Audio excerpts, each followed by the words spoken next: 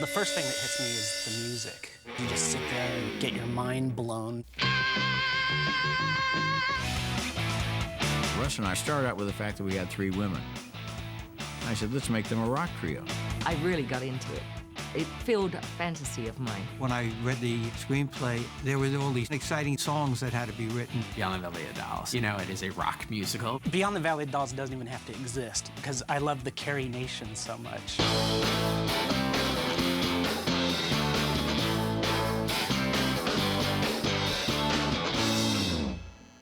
They are the Carrie Nations. You'll be superstars.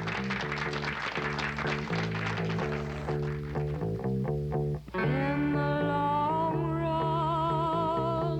run, you'll need someone. The name of our band, the Carrie Nations, that was a play on Carrie Nation, who was against drinking, and here it is. The film is about sex, drugs, and rock and roll. Stu Phillips, who did the music, he was outstanding. I had to teach the girls how to play instruments and how to lip sync. And here were 3 girls who had never done this before. Even though we were lip syncing, we really got into the feeling of the music. It was fun. It was fun to play a rock and roll singer. Who wouldn't want to be a rock and roll singer?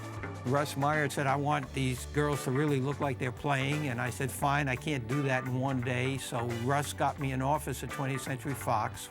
And he said, whenever they're not shooting, they're in your office working. And we worked for 2 weeks. Thank God for Stu. He taught me the moves of a singer. I was going away like I thought I could do it. He made me feel like I could. He was teaching me real chords, and I practiced in the back bungalow where we had all of our instruments. That was the best fun I had in 30 years of working with 2 Playboy centerfolds. And they kidded around. This wasn't serious. Russ wasn't there. Russ wasn't on their back. Only me, and I was able to show the girls how to make believe. It was almost realistic that Cynthia was playing the guitar. I have guitar players that come up to me today, and they really think I can play. I also mentioned to Russ, you know, if you would shoot it this way and not get that angle, it'll really look like she's playing. Marcia had taken ballet dancing, so I knew she had to be able to go, you know, 1, 2, 3, 4, 5, 6, 7, 8, go. She had a good rhythm, which is why we put her on the drums. She was one of the best fake drummers I've ever seen. For a long time after the movie, anytime I went to a club or anything, the drummers would always get up and say, oh, would you like to come and play a set? And I'm like, no, you would not like me to play a set. Trust me. She's right on the money with it, and she never played drums in her life. Dolly was the star who was supposed to be singing. Lynn Carey was the girl who actually sings in the film. It's not Dolly Reed. When I was Kelly, I was Lynn. That voice is mine. It's just by fate that she got it and I didn't. Lynn Carey is just a fantastic singer. Incredible voice, you know, so powerful. In some ways, you can't really believe that it's coming out of Dolly Reed's face, you know? Because Dolly's so sweet looking. But you cannot tell that it's not her singing. She really aced it. Lunatic skies of red destruction, sunrise and morning empty. We were all very impressed with Lynn. She's had this unusual quality, unbelievable range for those days, go high, low, backwards, as many parts harmony as you wanted. I was gifted with a really high range. It was really a wonderful instrument. It still is. She said, I'd like to be involved in the writing. And he was like, oh yeah, I've got to work with this dumb blonde. When I said, okay, listen, we'll take a shot at a couple songs. And I figured if they were lousy, I'd throw them out and I'd write them again. I co-wrote Find It with Stu. Stu wrote the music and the melody, and I wrote the lyrics. We wrote that in 5 minutes. Stu was like, wow. She was a very fine writer and did a wonderful job. We ended up really liking each other. Russ offered to put Lynn Carey in the movie. She is his type of woman. I mean, she was a centerfold at one time.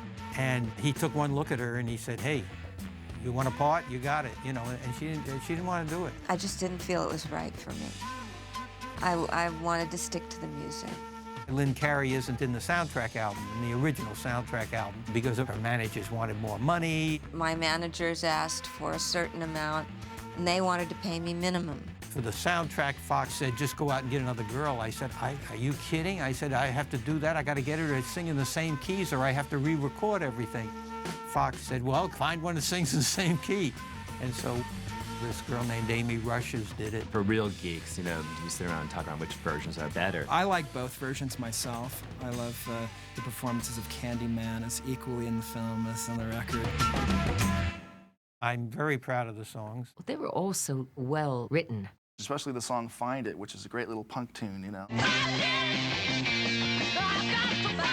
Sweet Talkin' Candyman is a really catchy song. That sweet talking, oh, Candyman. Sweet talking Candyman. We recorded Sweet Talkin' Candyman. I wonder how Russ Meyer would have felt about seeing a band of gay men in falsies trying to, you know, replicate his characters. That would have been a head-scratcher for him, probably. Red Cross covered Look On Up at the Bottom. It's a pretty ambitious and very orchestrated song, the original. After we saw this movie, we were obsessed with it. I love Look On Up at the Bottom and that whole line at the end, and you don't give a... You don't give That one's one of my favorites, and it worked so well in the movie. I mean, it just kind of took the picture at that point and said, okay, here, we're going to do this now. Look on up, look on up.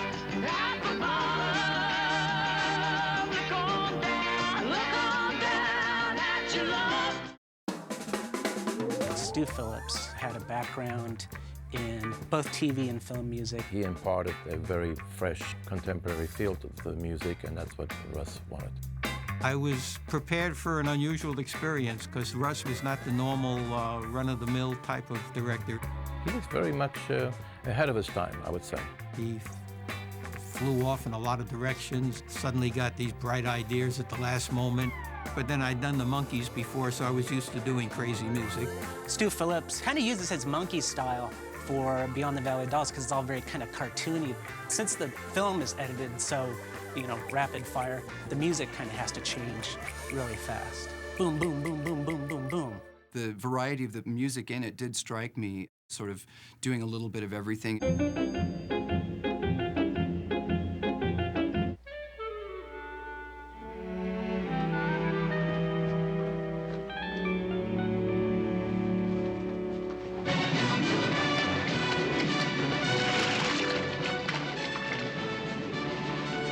As far as the score is concerned, it was a mishmash because you never quite knew what Russ was going to ask for or want. He said, oh, just go all out, just have a ball. And so we went classical. Jazz, hard rock, pop, flower power music. But, you know, it worked for the picture. And it references everything because that's what Russ wanted, so the people didn't quite know what was coming. For example, the beheading to the overture of the Fox, you know, fanfare.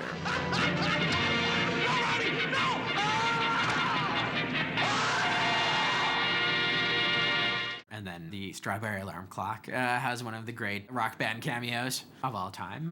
Hey, man, I've been to parties where they dance to records by the Strawberry Alarm Clock, but this is the first time that the Strawberry Alarm Clock's ever been to the party. And they had their hit, Incense and Peppermints, in 1967. For the movie, of course, they wanted to use Incense, and then they used two songs that I wrote, Girl from the City and I'm Coming Home. Yeah, Paul Marshall wrote some great music, too. I mean, I'm Coming Home is just totally rockin'. I'm coming home. Strawberry Alarm Clock. Love that. Well, I go on the road just to make $1 when the last day comes, you'll hear me hum. If you see the movie now, you don't realize how much was being seen for the first time. Russ was very hip. He had his finger to the pulse of a lot of things. He loved women. He really loved women with large breasts. And the idea of having a band with that worked for him. There weren't a lot of female rock groups in 1970, and female rock groups that came afterwards probably owe a bit of a debt to the Carrie Nations, fictional or not. If it wasn't for the Carrie Nations, we wouldn't have had the Go-Go's. You know, we wouldn't have had the Runaways. It took years for us to see something like the Carrie Nations in pop culture. But I think the Carrie Nations blow them all away. Those female characters have had a huge influence on popular culture, and if I happened to be a woman rocker, I probably would want to do it like the Carrie Nations. If there was just a Carrie Nations record, I would have that record and I'd be playing it all the time. I love that music. It's 36 years later, and I still think of some of the songs and hum them to myself. Some of those songs, oddly enough, have made it into elevator music. Every once in a while I'll be going up in an elevator and I'll hear a song from Beyond the Valley of the Dolls. The songs in the movie do have a timeless quality, and I think that their popularity will continue.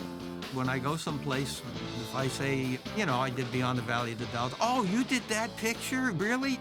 So I bring up Dolls, like, hey, I'm proud I did Dolls, you know?